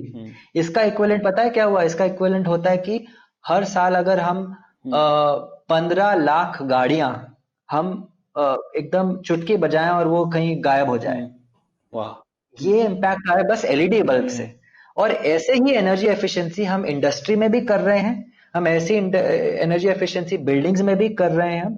तो मतलब एक तरीका है कि हम एनर्जी कंजम्पशन भी बढ़ाएं, ताकि लोगों के पास में ऊर्जा भी, मतलब लाइट भी हो, घर पे पंखा भी हो, फ्रिज भी हो, बट साथ ही साथ हम क्लाइमेट चेंज और एयर पोल्यूशन प्रदूषण के ऊपर भी हम वार कर तो सकते बेसिकली हमको ये नहीं देखना चाहिए कि ठीक है, हम हो सकता है कि पुराने जमाने में जो यूरोप में कोई आदमी 100 यूनिट की बिजली खर्च करता था, लेकिन उस 100 यूनिट में शायद उसको जो लाभ मिलता था वो शायद 20 यूनिट का ही मिलता होगा। आज की डेट में हम हो सकता है 50 यूनिट कंज्यूम करें इंडिया में, हम उतने में भी 20 यूनिट का लाभ लगा सकते हैं क्योंकि एफिशिएंसी बढ़ाते हैं। बिल्कुल सही तो कहा, हमें 100 की जरूरत नहीं है। बिल्कुल सही। और उसके साथ ही साथ जैसे आपने देखा कि सूर्य और पवन ऊर्जा भी हमने कितनी बढ़ाई है। एक जमाने में बस 3 गीगावाट हुआ करती थी। इनफैक्ट एक जमाना क्या, 2014 मतलब 5 साल पहले 3 गीगावाट होती थी सोलर कैपेसिटी, अब ये 3 से हो गई है 31, ठीक है, बस इतने सालों में। सिमिलरली अब विंड कैपेसिटी, पवन भी मतलब 35 गीगावाट्स हो गई है। एक जमाने में बस अभी थोड़े साल पहले ही 15-20 होती थी। तो ये साथ ही साथ एक क्लीन एनर्जी का भी बढ़ावा हो रहा है, साथ ही साथ एनर्जी एफिशिएंसी भी चल रही है। और अब ये होप है, अभी न्यूक्लियर में भी गवर्नमेंट ने बोला है कि न्यूक्लियर एनर्जी पे भी बढ़ावा दिया जाएगा। आई होप ये सक्सेसफुल रहे। यूजुअली काफी प्रॉब्लम्स आ जाती हैं, मगर आई होप सक्सेसफुल रहे। तो इससे हम इंश्योर कर सकते हैं कि यू नो कोयला भी बढ़ेगा मगर कम बढ़ेगा। अच्छा, तो कोयला कम करने की बात नहीं हो रही है, ये हो रही है कि हम धीरे धीरे बढ़ाएंगे, उसका सिर्फ बढ़ने का रेट कम कर रहे हैं। कोयले को कम करने की बात नहीं हो रही इंडिया में। हाँ, मतलब थोड़े लोग कर रहे हैं कि हम पूरा ही तरह से बंद कर दें, मगर वो शायद जिन लोगों को एक्चुअली इलेक्ट्रिसिटी प्रोवाइड करनी होती है वो ऐसा नहीं सोचेंगे, क्योंकि वो जानते हैं अगर कोयला बंद हो गया तो हम मतलब लोगों के डिमांड कैसे फुलफिल करेंगे। तो कोयला बढ़ेगा, आपने बिल्कुल सही कहा, धीरे धीरे बढ़ेगा। मे बी अगले 3-4 साल तक एक्चुअली हमें कोई नए पावर प्लांट की जरूरत है ही नहीं, क्योंकि अभी जो एग्जिस्टिंग पावर प्लांट हैं वही पूरे कैपेसिटी पे नहीं चल रहे हैं। तो उसका एक कारण ये भी है कि थोड़ी आर्थिक स्थिति हमारी ठीक नहीं है। जब फैक्ट्रियां ही नहीं चलेगी तो ऊर्जा का मतलब इस्तेमाल कौन करेगा? तो वो अभी पावर ये जो कोल फायर्ड पावर प्लांट हैं उनमें काफी कैपेसिटी वो इश्यूज हैं, बट आई थिंक वो तो अभी अभी कुछ साल पहले जो हिंदुस्तान में एक दिक्कत थी कि हमारे पास में बिजली जितनी चाहिए है उतनी नहीं थी, पर अब आप कह रहे हैं कि सिचुएशन थोड़ी उल्टी हो गई, अभी हमारे पास जितना जरूरत से ज्यादा बिजली है। हाँ, और मगर ये बहुत टेक्निकल डेफिनेशन है। हाँ, मैं आपको इसके बारे में भी काफी इंटरेस्टिंग है। आप एक्चुअली एनर्जी प्राइसिंग के बारे में हम इधर बात कर सकते हैं, क्योंकि ये जो डिस्कॉम्स हैं, ये जो विद्युत निगम जो होते हैं अलग अलग शहरों के, अलग अलग स्टेट्स के, ये इतना ये पावर प्लांट से इतना पावर लेते ही नहीं है, क्योंकि वो इतने लॉस मेकिंग है, इतने घाटे में जा रहे हैं कि हर बार वो एक यूनिट लेते हैं तो उसमें उनको उल्टा लॉस पैसे देने पड़ते हैं। तो सच में ऐसा सिचुएशन है कि लोगों के पास में बहुत डिमांड है। अगर वो टीवी भी लगा सकते हैं, फ्रिज भी लगा सकते हैं, मतलब पैसे उसके ऊपर मतलब खर्च किए जा सकते हैं। मगर जब डिस्कॉम या विद्युत निगम पावर ही नहीं सप्लाई करेगी तो उसका क्या, उसका कारण ये है कि क्योंकि इतना पॉलिटिकल इशू है कि कोई इसे पावर के प्राइसेस बढ़ाना नहीं चाहता है। ठीक है। हाँ, जैसे इसका मेरे पास उदाहरण भी है कर्नाटका में ही, सौरभ और सिद्धार्थ की। जैसे क्या होता है कि जब गर्मी आती है तब तो डिमांड और भी बढ़ जाती है पावर की, और तब कीमत कोयले की और जेनको से जो पावर मिलता है वो कीमत भी ज्यादा रहती है। तो ये डिस्कॉम्स क्या करते हैं, ये प्रेफर करते हैं कि आपको पावर ही ना दें और 3-4 घंटे पावर काट ले, बजाय इसके कि ज्यादा पावर जेनको से ले और हमें पावर दे। तो इसीलिए पावर कट होते रहते हैं और हम लोग उसके साथ रहते हैं और खुद का एक डीजल जनरेटर जलाते हैं, उसकी वजह से अलग क्लाइमेट चेंज जी प्रॉब्लम। बिल्कुल। अरे बाप रे! तो बेसिकली इनको करना चाहिए, जब जैसे एयरक्राफ्ट की सीटों के दाम होते हैं कि भाई जब डिमांड ज्यादा है तो थोड़े प्राइसेस बढ़ा दो, थोड़ी बेसिकली इलेक्ट्रिसिटी की भी प्राइसिंग जो है थोड़ी फ्लेक्सिबल कर दें कि भाई गर्मियों में हल्की सी प्राइस बढ़ा दें हम्म। और सर्दियों में थोड़ी कम कर दें। आपने बिल्कुल सही कहा, इससे काफी बिहेवियरल चेंज भी हो सकता है नो। जैसे कि अगर अभी तो खैर इतनी बड़ी प्रॉब्लम नहीं है, मगर ये मतलब अगले 5-10 सालों में ऐसा हो सकता है कि हर दूसरे या तीसरे घर में इलेक्ट्रिक कार हो। अभी इलेक्ट्रिक कार हो कि हम कितने बजे उसे चार्ज करें, हम रात में करेंगे तो हम तो रात में करना चाहेंगे, क्योंकि दिन में तो हम गाड़ी लेके बाहर जाएंगे। मगर अगर हम ऐसा सिस्टम लगाएं कि इलेक्ट्रिसिटी प्राइसेस दिन में 2 बजे जब सबसे सूर्य सोलर एनर्जी सबसे पीक करती है, उस समय सस्ता हो, ताकि लोग उसी समय चार्ज करें। फिर हमें वो जो स्टोरेज का इश्यू जो हमने डिस्कस किया था उसकी भी जरूरत कम होगी। पर इसके लिए ये बहुत इंटेलिजेंट प्राइसिंग सिस्टम की जरूरत है, जो अभी कोई पॉलिटिशियन नहीं है इस देश में जो उस चीज को एड्रेस कर सके। और मेरे हिसाब से ये डिस्कॉम की प्रॉफिटेबिलिटी ऐसी इश्यू है, अगर इस एक चीज को सॉल्व कर लें तो बहुत सारी इश्यूज हैं जो ऊर्जा के क्षेत्र में सब सॉल्व हो जाएंगी। हम सोचते हैं कि हाइड्रोजन पावर इतना महंगा है, हम सोचते हैं कि गैस इतना महंगा है, हम एनर्जी एफिशिएंसी पे ज्यादा बढ़ावा नहीं दे रहे हैं, बट उतना नहीं दे रहे जितना दे सकते हैं। तो ऐसी चीजें आ रही है, ये सब सॉल्व हो सकती हैं बस अगर डिस्कॉम्स की प्रॉफिटेबिलिटी को हम मतलब एड्रेस कर सकें। और इसके लिए अभी तो सरकार ने कुछ शुरू भी किया था ना, एक प्रोग्राम, लेकिन उसका कुछ हुआ नहीं है ज्यादा इम्पैक्ट, उदय स्कीम। जी, वो उदय स्कीम की करी थी उन्होंने, थोड़ा बहुत इम्पैक्ट हुआ है, ऐसा नहीं है कि बिल्कुल इम्पैक्ट नहीं हुआ, बट उनका जो एम था कि हम पूरा रिफॉर्म कर देंगे। देखिए वो रिफॉर्म हो ही नहीं सकता अंटिल हम डिसाइड कर दें कि जो इलेक्ट्रिसिटी की प्राइसेस होती हैं ये विद्युत निगम को ही डिसाइड करनी चाहिए अपने फाइनेंशियल स्टेटस के को मुताबिक। देखकर। मगर हाँ जी, जब तक वो ना होगा मतलब रिफॉर्म कैसे आएगा। हाँ। तो हम बस ये फिर छोटे मोटे जो टेक्निकल लॉसेस होते हैं, ये थेफ्ट होता है, चोरी होती है बिजली की, उन चीजों को हम थोड़ा एड्रेस कर सकते हैं। बट वो तो 4-5% है ना वो प्रॉब्लम। हम्म। मेन मतलब जो मेन इश्यू है प्राइसिंग का, वो तो बिल्कुल सॉल्व नहीं हो रहा है। हाँ, और फ्री पावर एग्रीकल्चर के लिए वो भी एक बड़ा मुद्दा है जो कि थोड़ा सेंसिटिव भी है। उसे जब तक नहीं टच करेंगे तब तक। और वो ऐसी इशू है उसका तो आप और एक पॉडकास्ट बना सकते हैं, क्योंकि उतना मुफ्त बिजली दी जाती है, इतना पानी निकाल रखा है वो पंप कर लेते हैं पानी, तो हम्म। ग्राउंड वाटर लेवल्स इतने नीचे जा चुके हैं, हम इतने बड़ा पानी की क्राइसिस आने वाली है इस देश में। हम्म। तो ये बहुत बड़ी प्रॉब्लम है। और वहां पे ना प्रणय, और मतलब क्योंकि मैंने एक दो फार्म्स में देखा भी है, जैसे जैसे पानी नीचे जाता जा रहा है तो फिर आपको और बड़ी बड़ी मोटर लगानी पड़ती है और बिजली का खर्चा और बढ़ता जाता है पानी निकालने के लिए। तो ये बड़ा, खर्चा कहाँ पे, फ्री में है ना। हाँ हाँ, बिल्कुल बिल्कुल। कंजम्पशन बढ़ता होगा बट खर्चा देश का है। खर्चा देश खर्चा। ठीक है, तो अब वापस हम लोग सप्लाई साइड पे चले जाते हैं, और जो हम लोग डिस्कस कर रहे थे न्यूक्लियर पावर प्लांट की या कोयले की, ये काफी चीजें जो ऊर्जा स्रोत है ये हम लोग आयात ही करते हैं, सब इंपोर्ट होता है। पर एक मैंने आर्टिकल पढ़ा था सिद्धार्थ आपका, कि आपने लिखा था कि आयात करते हैं तो ऐसा जरूरी नहीं है कि हम लोग अगर एनर्जी सिक्योर बनना चाहते हैं तो इसका मतलब ये नहीं है कि आयात को शून्य ही करना पड़ेगा।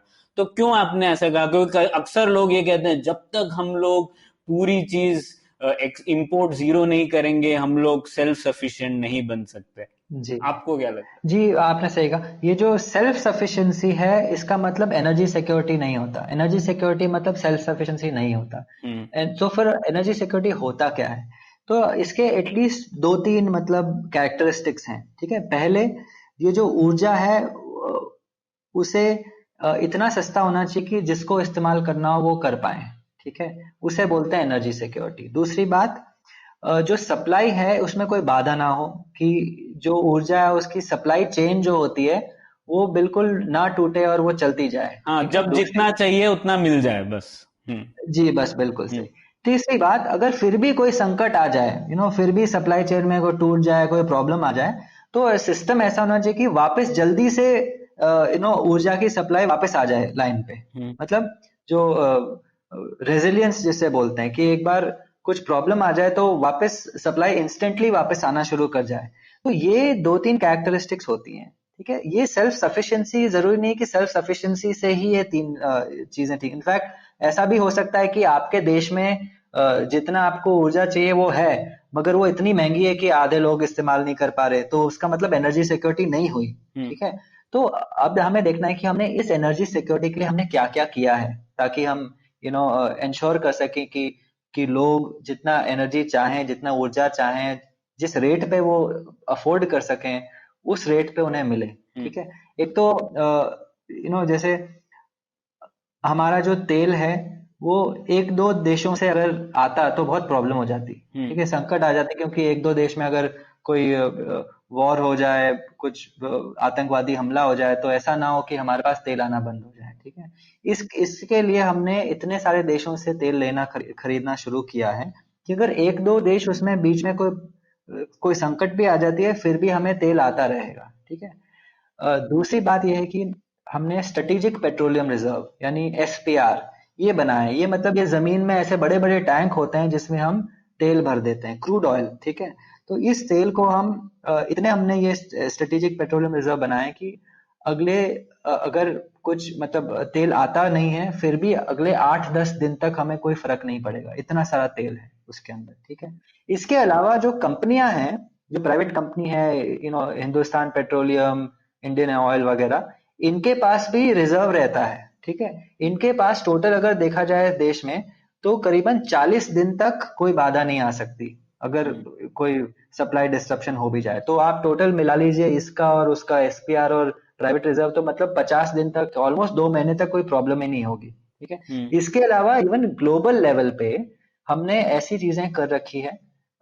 एक इंटरनेशनल एनर्जी एजेंसी है, और उसके मतलब जो भी देश जुड़े हुए हैं उसके साथ में एक वो रूल बना के रखे हैं कि उन सबके पास 90 दिन का रिजर्व है, ताकि अगर कुछ इश्यू भी आता है 3 महीने तक, पूरे दुनिया का अगर ऑयल ट्रेड ठप हो जाए 3 महीने, उस फिर भी कोई इन देशों को फर्क नहीं पड़ेगा। हम्म। ठीक है, इसके अलावा हम और भी चीजें कर सकते हैं, जैसे इलेक्ट्रिक कार्स लेके आ गए, जो मतलब ऐसा ऐसा सिस्टम को मैनेज करें कि सूर्य की ऊर्जा से ही हम मतलब इलेक्ट्रिक कार्स भी चला लें। तो ऐसे हम बहुत सारे एनर्जी एफिशिएंसी हुआ, ऐसी सारी चीजों से थोड़ा डिमांड भी कम कर सकते हैं, और बाकी जो हम उससे पहले डिस्कस किया उससे हम इंश्योर कर सकें कि कोई बाधा नहीं आए, और अगर बाधा आती भी है तो इमिडिएटली दूसरे सोर्स से सप्लाई आना शुरू हो जाए। हम्म।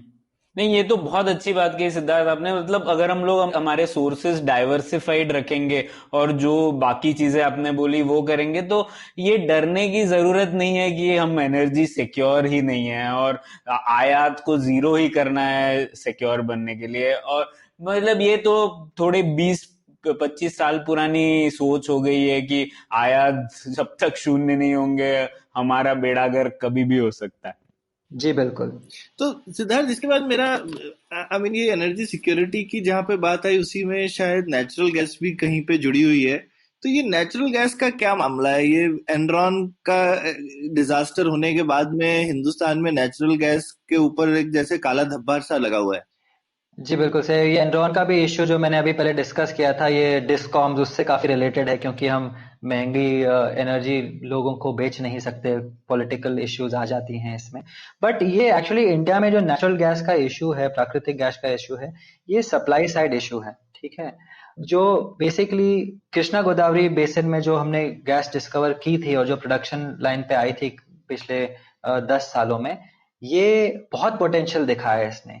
इस पोटेंशियल के कारण जो हमने इसके ऊपर इन्वेस्ट किया है, जो जितना हमने निवेश किया है, इतने बड़े बड़े पावर प्लांट्स बनाए, इतने सारे इंडस्ट्रियां लगाई कि वो नेचुरल गैस पे ही चलेंगी, मगर क्योंकि थोड़ा रिजर्वायर का मिसमैनेजमेंट हो गया है इनका भी, मतलब ये कोर्ट केस चला था तो हम एक्चुअली किसी ने वो देखा नहीं है अंदर जाके, तो हमें पता नहीं हुआ क्या। मगर जो टेक्निकल एक्सपर्ट्स हैं वो अलग अलग थियोरी है उनके पास कि कंपनियों ने या तो जो रिजर्वायर्स मिसमैनेजमेंट किया तो वो जो प्राकृतिक गैस थी वो एस्केप कर गई, या वो ऐसी जगह चली गई जहां उसे निकालना मुश्किल है। तो इन सब कारणों के लिए ये जो निवेश किया था, जो इंफ्रास्ट्रक्चर बना, इनमें नेचुरल गैस आया ही नहीं कभी।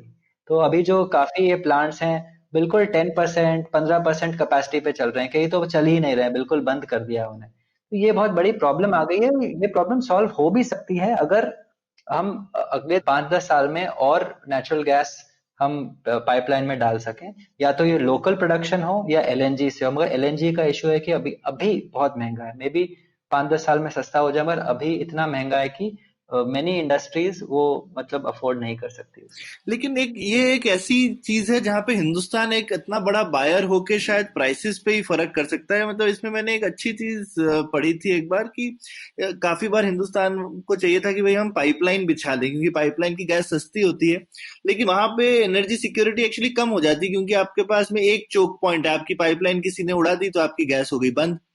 जबकि ये जो शिप से एलएनजी आती है ये बहुत बढ़िया है इस मामले में क्योंकि उसकी रेजिलियंस बहुत अच्छी है। ऑल्दो आपने जैसा बोला शायद थोड़ी महंगी है, लेकिन ये एक प्राइस है सिक्योरिटी और रेजिलियंस की कि आपका जो फ्लो है वो बड़ा जबरदस्त आता रहेगा और आपकी प्रिडिक्टेबिलिटी। अब आप देखिए ना, आपको चाहिए कि गैस आपकी आती रहे या फिर फैक्ट्री को ठप रखना ज्यादा सस्ता है? फैक्ट्री को ठप रखने की भी तो एक कॉस्ट है ना। तो बिल्कुल इसकी सही। जगह आप ये नहीं चाहेंगे कि एटलीस्ट एनर्जी भले ही महंगी है लेकिन रिलायबली आती रहे, क्योंकि आप शिप जो है आप जो आज देख सकते हैं कि आज ओमान से आ जाए, कल को सऊदी अरेबिया से आ जाए, परसों हम चाइना से भी खरीद सकते हैं, हमको क्या फर्क पड़ता है, वो बेचना बंद करेगा तो हम किसी तीसरी रशिया से खरीद सकते हैं। तो आप अलग अलग जगह से आपके सोर्स जो हैं वो बहुत डाइवर्सिफाई कर सकते हैं। आपने बिल्कुल सही कहा, स्पेशली पाइपलाइन के बारे में। हमने अभी तक जो भी हम ट्राई कर रहे थे इंटरनेशनली, वो एक तो था टापी पाइपलाइन जो तुर्कमेनिस्तान, अफगानिस्तान, पाकिस्तान से आती। एक थी आईएसआई जो, sorry IPI, Iran Pakistan India pipeline. अब प्रॉब्लम ये है, आपने बिल्कुल सही कहा, अगर एक बॉम्ब ब्लास्ट कर दिया जाए तो मतलब परेशानी हो सकती है। वैसे तो इसके लिए भी इन्होंने काफी आजकल मतलब सोच के रखा है। एक तो जहाँ पे भी कॉन्फ्लिक्ट जोन होता है वहां पे इसे अंडरग्राउंड करते हैं इन पाइपलाइंस को, और वो काफी नीचे होता है तो उसे डैमेज करना मुश्किल होता है। दूसरी बात, उन्होंने ऐसा सिस्टम बनाया है कि अगर डैमेज हो भी जाए तो अगले 1-2 दिन में कुछ आके रिप्लेस मतलब वो उसे कर सकते हैं। मगर फिर भी आपका पॉइंट बिल्कुल सही है कि ये थोड़ा इन टर्म्स ऑफ सिक्योरिटी थोड़ा रिस्क हो जाता है। मगर अगर ये इंटरनेशनल गैस ग्रिड बनाई जाए तो ये प्रॉब्लम भी सॉल्व हो सकती है। जैसे कि हमारे जो दूसरी तरफ है, बांग्लादेश की तरफ हुआ, म्यांमार की तरफ हुआ, अगर वहां से हम पाइपलाइन लेके आते हैं चाइना से, क्योंकि चाइना ने ऑलरेडी पाइपलाइन का एक बहुत बड़ा कॉन्ट्रैक्ट बनाया ताकि वो रशिया से सीधा लेके आते हैं नेचुरल गैस। अगर यही चीज हम पाइपलाइन से थोड़ा बहुत इधर से हिंदुस्तान लेके आ जाएं तो शायद ये प्रॉब्लम हमें ना फेस करनी पड़े। बिल्कुल बिल्कुल।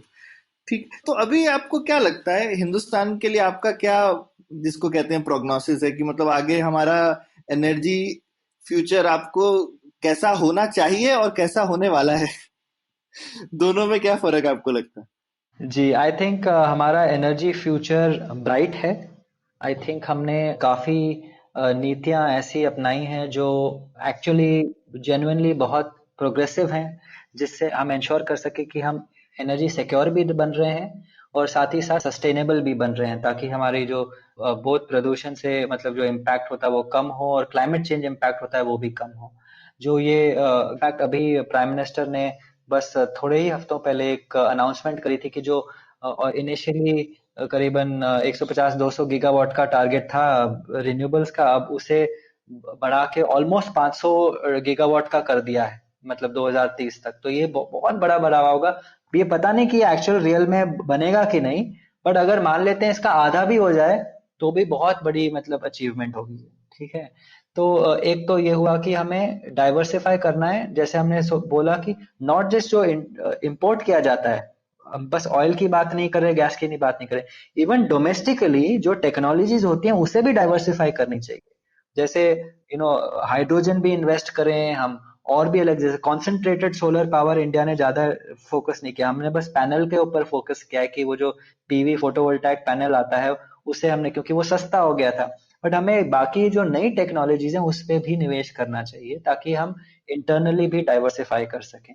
बिल्कुल, ये काफी इंटरेस्टिंग मेरे को लगता है, जो बेसिकली कि सोलर एनर्जी को as a thermal energy use करना, कि सूरज की गर्मी से photovoltaic to electrical basically chemical reaction use कर रहा है, पर हम उसको सीधे कॉन्सेंट्रेट करके भाप बना के यूज कर सकते हैं। ये काफी अच्छी चीज है जो हिंदुस्तान में अभी हमने अप्लाई नहीं करी, क्योंकि ये ऐसी चीजें जो रात में भी इस्तेमाल की जा सकती है। इसमें जो मोल्टन सॉल्ट्स होते हैं, जो एक तरह का सॉल्ट होता है यूज कर सकते हैं, अगर उसे गर्म किया जाए दिन में तो वो पूरे रात भर गर्म रहता है, तो वो रात तक मतलब पावर प्रोडक्शन चल सकती है। इवन दो सोलर है, मगर फिर भी इमेजिन सोलर एनर्जी से भी रात में आप पावर प्रोड्यूस कर रहे हैं, तो ऐसा सिचुएशन कर सकता है। सेकेंडली, अभी एक न्यूज आई थी कि एक बिल गेट्स की एक इन्वेस्टेड कंपनी थी, उसने 1500 डिग्री सेल्सियस अचीव किया है सोलर से।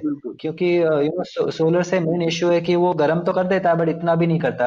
अब अगर 1500 डिग्री कर सकता है तो मतलब ये तो फिर हम सीमेंट बनाने में, आयरन, स्टील, लोहे वगैरह, उन सब फैक्ट्रियों में सोलर लगा सकते हैं। आप सोच भी नहीं सकते, अभी हम ऐसी सिचुएशन में हैं जो आजकल की तारीख में सब कोयला इस्तेमाल किया करते हैं इन सीमेंट वगैरह में। अब ये कोयले की जगह सोलर यूज कर सकें तो मतलब दुनिया बदल सकते हैं बस ऐसे इन्वेंशन से। बट ये अभी टाइम लगेगा ये सब करने में, जो जब तक टाइम लगेगा उससे पहले हम काफी चीज कर सकते हैं ताकि हम एनर्जी यूज, ऊर्जा की जो यूज है उसे वो भी ग्रो हो, साथ ही साथ हम सस्टेनेबल रहें। एनर्जी एफिशिएंसी हमने बात करी थी। अभी ये ऐसी चीज है जो बिल्डिंग्स, स्पेशली बिल्डिंग्स करीबन 30% ऊर्जा इस्तेमाल करती हैं, क्योंकि इसमें एसी भी आ गया, इसमें कभी हीटिंग भी आ जाता है, बहुत सारी इश्यूज होती हैं। तो यही चीज अगर बिल्डिंग में स्ट्रिक्टली हम फॉलो करें, बहुत सिंपल डिजाइन चेंजेस चाहिए होते हैं कि जो विंडोज होते हैं वो ऐसे ऐसे हों, उसके ऊपर एक लेयर लग जाती है ताकि सूरज की रोशनी से वो अंदर गर्म ना हो। ऐसे बहुत सिंपल सिंपल चीजें हैं, अगर हम वो आज ठीक कर दें तो अगले 50 साल तक, क्योंकि बिल्डिंग तो ऐसी चीज है कि अब आज बनाएंगे तो 50-100 साल तो रहेगी, तो अगर आज हम उसके ऊपर बहुत इम्प्लीमेंट कर सकें तो हम इंश्योर कर सकेंगे कि अगले 50 साल तक भी हम एनर्जी प्रॉस्पेरस रहें, हम सारे लोग आराम से अपनी जिंदगियां काटें, साथ ही साथ प्रदूषण भी कम हो और क्लाइमेट चेंज इम्पैक्ट भी कम हो। बढ़िया, बहुत बहुत मजा आया सिद्धार्थ आपसे एनर्जी पे गुफ्तगू करके, और बहुत कुछ नया सीखने को मिला। तो धन्यवाद पुलियाबाजी पे आने का आपका। धन्यवाद, और इतने सकारात्मक नोट पर खत्म करने के लिए भी धन्यवाद। धन्यवाद प्रणय और सौरभ। उम्मीद है आपको भी मजा आया। यह पॉडकास्ट संभव हो पाया है तक्षशिला इंस्टीट्यूशन के सपोर्ट के कारण। तक्षशिला पब्लिक पॉलिसी में शिक्षा और अनुसंधान के लिए स्थापित एक स्वतंत्र संस्था है। आप दुनिया के किसी भी कोने में हो, आपकी उम्र कुछ भी हो, अगर आप पब्लिक पॉलिसी, विदेश नीति या टेक्नोलॉजी गवर्नेंस में रुचि रखते हैं तो तक्षशिला की वेबसाइट takshashila.org.in पर उनके कोर्सेज को जरूर चेक कीजिए। और अगर आप पुलियाबाजी में शामिल होना चाहते हैं तो हमसे कनेक्ट कीजिए puliyabazi@gmail.com पर या फिर @puliyabazi ट्विटर पर। शुक्रिया। Hi, I'm Sarayu Natarajan. And I'm Alok Prasanna Kumar. And we are the hosts of the Ganatantra podcast. On this podcast, we speak to academics, social scientists, journalists, and activists to find out what's actually going on in Indian politics. On this podcast, we stay away from personality politics, intrigue, and gossip, and instead focus on the data, research and analysis that drives all this. So tune in to the Ganatantra podcast, where new episodes are out every Wednesday on the IVM Podcast app, website, or wherever you listen to your podcasts. Did you know that Parsis in Mumbai, instead of being left at the Tower of Silence after they die, are now cremated? And why? Because a cow fell sick in the early 1990s. Did you know that the smog in Delhi is caused by something that farmers in Punjab do and that there's no way to stop them? Did you know that there wasn't one gas tragedy in Bhopal, but 3? One of them was seen, but 2 were unseen. Did you know that many well-intentioned government policies hurt the people they're supposed to help? Why was demonetization a bad idea? How should GST have been implemented? Why are all our politicians so corrupt when not all of them are bad people? I'm Amit Verma, and in my weekly podcast, The Seen and the Unseen, I take a shot at answering all these questions and many more. I aim to go beyond the seen and show you the unseen effects of public policy and private action. I speak to experts on economics, political philosophy, cognitive neuroscience, and constitutional law so that the insights can blow not only my mind, but also yours. The Seen and the Unseen releases every Monday. So do check out the archives and follow the show at seenunseen.in. You can also subscribe to The Seen and the Unseen on whatever podcast app you happen to prefer.